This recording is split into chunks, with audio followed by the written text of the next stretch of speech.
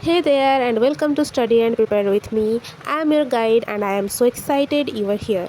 Whether you are a student aiming for top grades, someone preparing for an important exam, or just curious about learning something new, you have come to the right place. On this channel, you will find general knowledge, current affairs, reasoning, English, etc. My goal is to help you study smarter, not harder, so you can achieve your academic goals and still have times for the things you love. Let's dive into today's lesson and start mastering those concepts together.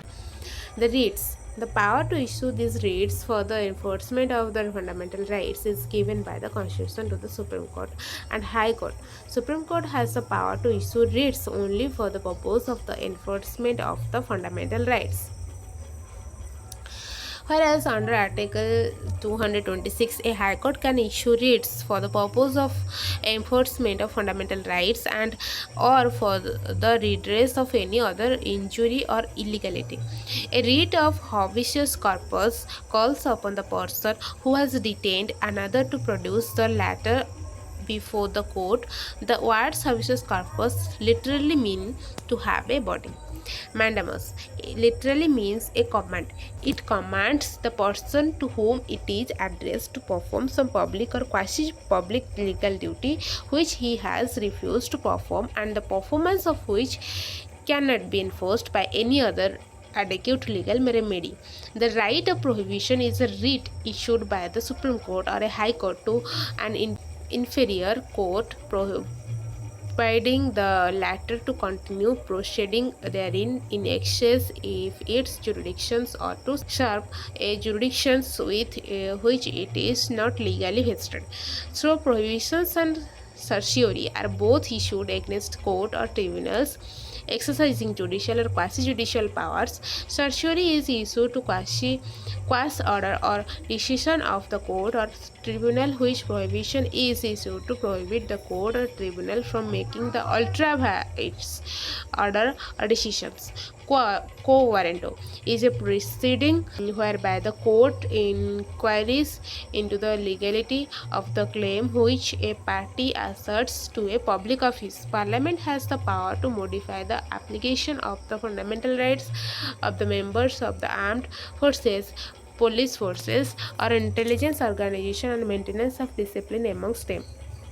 When martial law is in force, Parliament may indemnify any person in the service of the Union or the state for any act done by him. Right to information. Right to information has been granted to every citizen of India under Right to Information Act 2005, which came into force on 12 October 2005. Supreme Court of India has declared RTI as fundamental right under Article 19(1). Limitation on the enforcement of the fundamental right. Parliament has the power to modify the application of fundamental rights to the members of the armed forces, police force, or intelligence organization so as to ensure proper discharge of their duties and maintenance of discipline among them. Article 34 restriction on rights conferred by this part while martial law is in force in any area. Article 35 legislation to give effect to the provisions of this part. Directive principles of state policy. The directive principles of state policy are enumerated in Part IV of the Constitution from Article 36 to 51. They embody the concept of a welfare state. These are fundamental in the governance of the country. They are non-justifiable. They apply to both union and the state governments and all other authorities coming under the definition of state. Socialist principles. These principles reflect the ideology of socialism.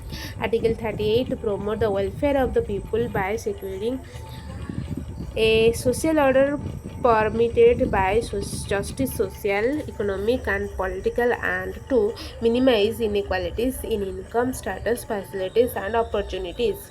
Article 39 to secure the right to adequate means of livelihood for all citizens, the equitable distribution of materials resources of the community for the common good, prevention of concentration of wealth and means of production, equal pay for equal work for men and women, preservation of the health and strength of workers and children against forcible abuse, and opportunities for healthy development of children.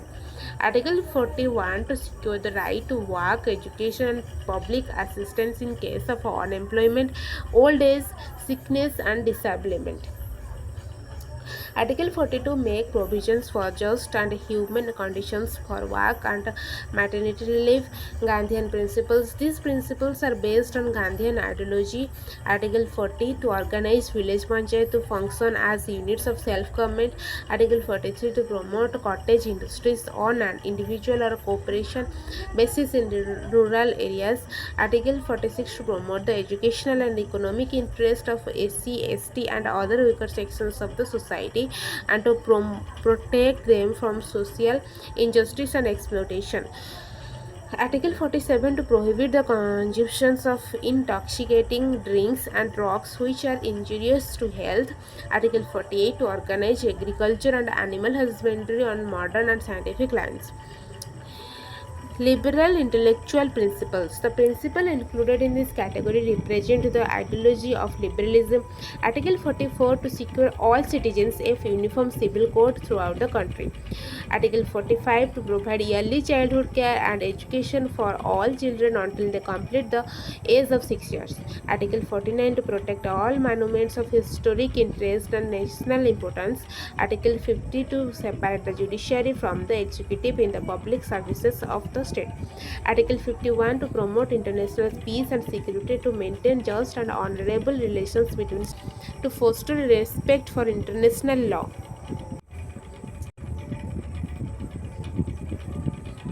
And treaty obligations, and to encourage settlement of international disputes by abbreviation. New directive principles. Article 39A to provide free legal aid to the poor. 42nd Amendment Act 1976. Article 39A to secure opportunities for healthy development of children. 42nd Amendment Act 1976. Article 43A to take steps to secure the participation of workers in the management of industries.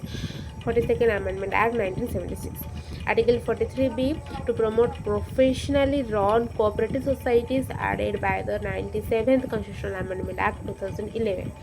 Article 48A to protect and improve the environment and the safeguards forest and wildlife. Article 38(2) added one more directive principles which requires the state to minimize inequalities in income, status, facilities and opportunities under Article 38. Difference between fundamental rights and directive principles. The directives are not enforceable in the courts and do not create any justifiable rights in favor of individual, while the fundamental rights are enforceable by the courts. In the case of any conflict between the fundamental rights and directive principles, the former should prevail in the courts. State and every local authority within the state to provide adequate facilities for instruction in the mother tongue at the primary stage of education to children belonging to linguistic minority groups. Union to promote spread of Hindi language and develop it as a medium of expression of all the elements of the composite culture of India. The claims of the members of the scheduled castes and the scheduled tribes shall be taken into the consideration consistently with the maintenance of efficiency of administration in the making of appointment of services and posts in connection with the affairs of the Union of State. That's it for today's lesson. I hope you found it helpful. If you enjoyed this video, don't forget to give it a thumbs up and share it with anyone else who might benefit. And if you have not already, hit that subscribe button and tap the notification bell so you never miss out on new tips and tutorials. Thank you so much for watching. See you in the next video.